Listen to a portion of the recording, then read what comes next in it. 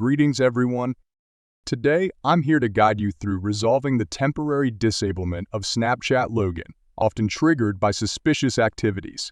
If you encounter this issue, fret not, as I'll walk you through the necessary steps to rectify it.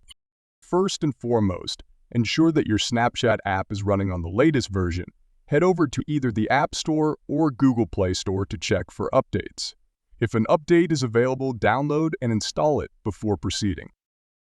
Once your Snapchat app is up to date, the next step is to reset your password. To do this, tap on the Forgot Your Password option when prompted. From there, you'll be given the choice to reset your password either via email or phone number. Opt for the latter and follow the subsequent steps to reset your password. Enter your phone number and then input the verification code sent to you. Afterward, select a new password for your Snapchat account. Once you've completed these steps, you should be able to log into your Snapchat account seamlessly.